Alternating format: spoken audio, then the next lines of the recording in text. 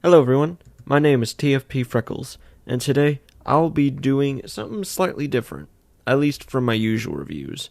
Today I'll be doing what I'll call a double review. Today I'll be comparing Transformer Legacy Dreadwing versus Gear Factory Gale TFP 8M22 Dreadwing, also known as Bolt the Air Fighter. I'm not sure why there's so many different names, but I guess they really didn't want Hasbro to know that they were making this thing. I'll be judging based off looks, posability, paint, and overall how decent of a figure it is, in my opinion. So, first off, going off looks, I mean, if we're going for accuracy, then Gear Factory's figure here takes the cake all the way. It looks like it jumped right out of screen, straight from Transformers Prime. This Dreadwing here looks spectacular. I think the height is good. I'll do like a height comparison of other figures as well later in the video, but I'm telling you right now, it all checks out. But at the same time, that's if you're going for show accuracy, which some people might not. And I think that Legacy's Dreadwing here does a pretty damn good job. I mean, it's just a hair like taller than Gear Factory. Not by like too much, they're basically around the same height. And for toyetic build, it looks really aesthetically pleasing. I like how much you can do with it. The blues on this figure look great on both figures really, but it looks really nice on here as well. The only downside I think is the face. It looks a bit plain, admittedly. If I remember correctly, it makes more of a reference to the original toy than it does to, the Transformers Prime show itself. Whereas, of course, Gear Factory's is far more comparable to how Dreadwing looked in this show, like his show model, I mean. But that's not to say that Legacy's Dreadwing here is like no slouch. It's a tough decision, at least for me, in terms of picking which one is better, because you gotta go off different criteria. So far, in terms of looks, Gear Factory's beats it out of the water, but that's just an accuracy. But in terms of like preference, I sometimes lean more towards Legacy's Dreadwing in terms of blocky build and just how overly pleasing he looks to play with. Like, he's far more approachable as a toy than the third-party figure. But that's a given. Now, another thing is overall posability. Sadly, a third-party Dreadwing here is not quite as posable as a Legacy's Dreadwing here. Now, well, of course, we have the classic, leg up, leg back, like everything that APC Gear Factory does here. Like, it does relatively well. It has opening hands, it has a pretty nice elbow joint, shoulder joint that moves up and down.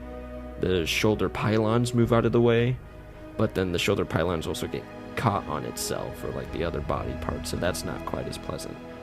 The knee bend isn't very deep. It's a little under 90. Like, it's good, but it could be better.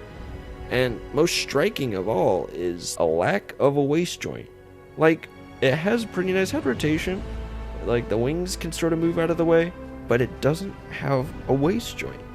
And that's due to the transformation process, and it's just really sad, because Hasbro's figure over here, like, his wings can move, his knees have a super deep bend, which you can fake for an even deeper bend, has an ankle tilt, which Gear Factory doesn't. It has all these shoulder rotations, a butterfly joint, and the shoulder pylons can move every which way. The shoulders are very posable, unlike Gear Factory's. The neck is posable, and even the wing flaps on his back can move back and forth, and the wings themselves can be arched and moved. Like, there's a lot of posability for this figure, which you don't necessarily need for the transformation, which is pretty funny, but also slightly sad, because both of these figures come out to a pretty similar price point, and I think Gear Factory was gunning for more show accuracy than anything else. It was going for, okay, here's what he looked like in the show, this is what he will look like, and anything else that would compromise the look, they ditched. Like, they didn't want to push it any further. It looks like an upscaled version of his original Transformers Prime toy when it was first coming out. So in terms of looks, Legacy Dreadwing is stylized G1-esque look, whereas Gear Factory's is show accurate. If you want show accurate, obviously go with Gear Factory here. You want, like, pleasing, obviously lean towards Legacy. Now, One thing that I think Gear Factory blows out of the water compared to Legacy is accessories. Starting with that, I mean, Dreadwing here comes with his giant, and I mean immensely big cannon, which is almost as tall as he is, his sword, which is about as equally as long, two different head sculpts, which are very easy to just pop off and swap out when you want to, which is a nice change of pace from like other third-party companies, which make it a pain in the ass to swap out faces. As well as the fact as he comes with like these disc bombs or whatever they're called in the show, like he comes with those and the little remote he uses to like activate them. And you can store all this stuff very haphazardly, mind you, but you can have him holding everything, and it kind of works. He comes with a lot of accessories, whereas Legacy's Dreadwing comes with his cannon, which is considerably smaller than Gear Factory's here, as well as a sword, which slots into the cannon, which I do like. I like that weapon storage, even if the sword itself is very disappointing. It looks more like a machete than a sword, not gonna lie. Like, in the show, Dreadwing had a beautiful sword, which is more of like a, short sword here. It's not quite as impressive. It's not as intimidating. And for some reason, there's this weird, like, tab which prevents him from just holding it however he wants. Like, you have to slot it into his hand a certain way. Otherwise, like, I'm sure if you can clip it off, it wouldn't be a problem. But I don't know why it's there in the first place. Like, I feel like it'd be easier to make it a smooth surface more than anything else.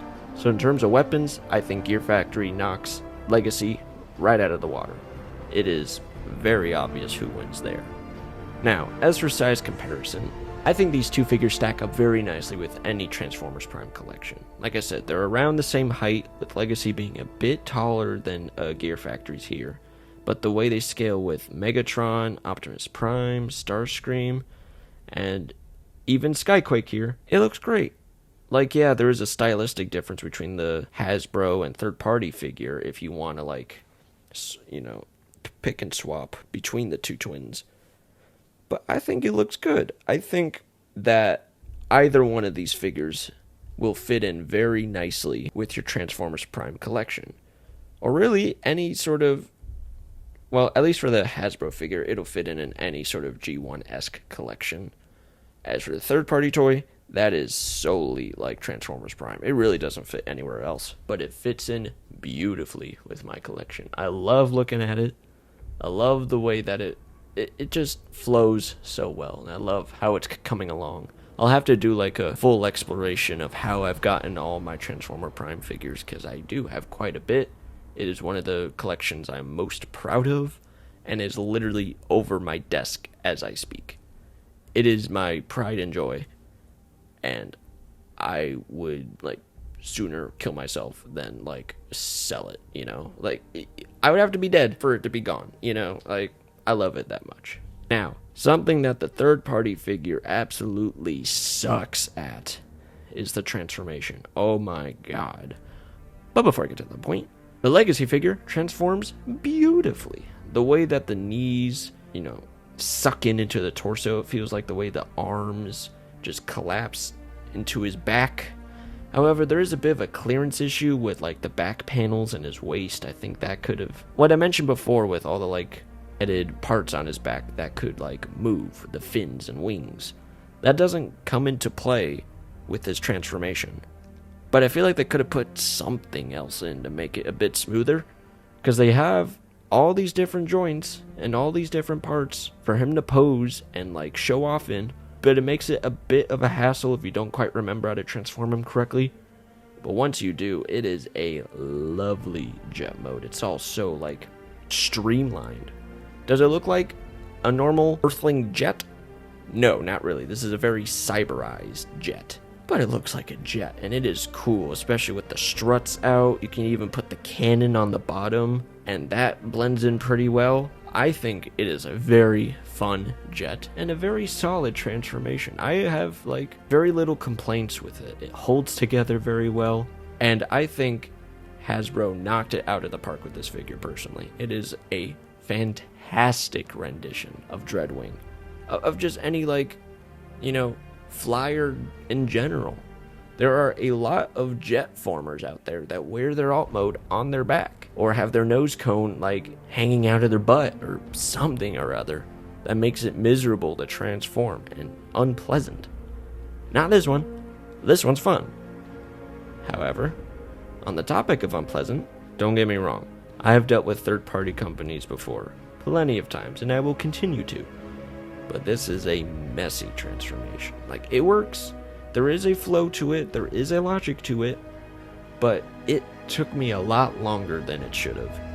It really did take me a lot longer. It was a hassle to put the arms where they needed to, the wings kept on clashing, the head wouldn't stay put.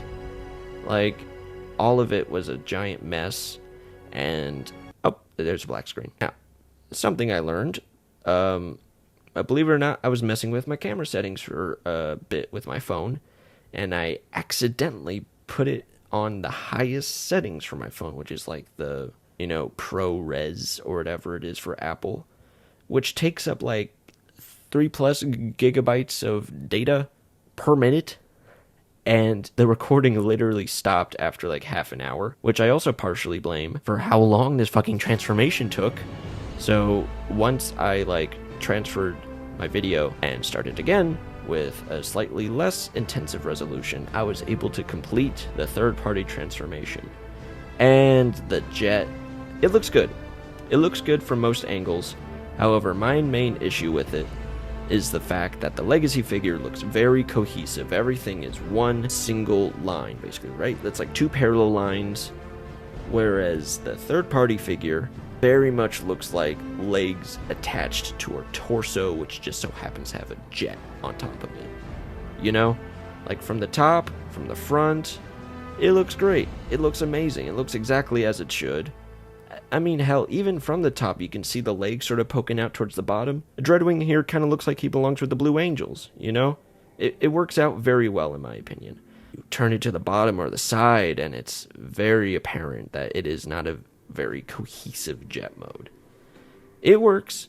It's great looking from most angles, but the legacy figure absolutely excels in having a better alt mode, at least in my opinion. The way that the weapons store on the alt mode is fantastic. You can't do that with the third-party figure. They just hang off like a sore thumb, and even tip it to the side slightly.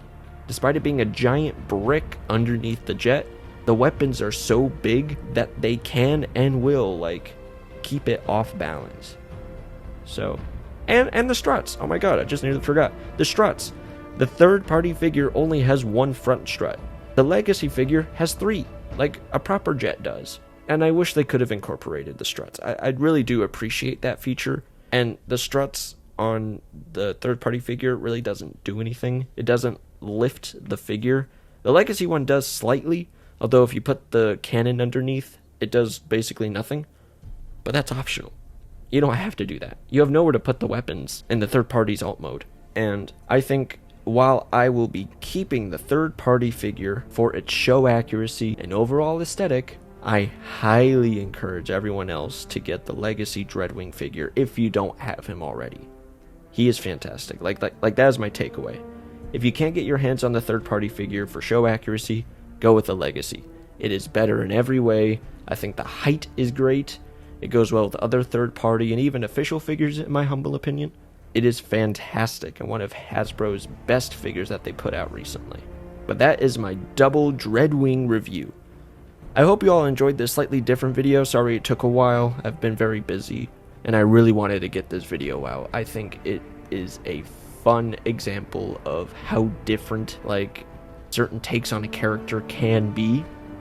And I think my next video will also be a pleasant change of pace as well. I'm looking forward to that one as well. But anyways, thank you all very much for watching this video. I hope you have a great day. Like, share, subscribe, all that great stuff. I'll see you all next time.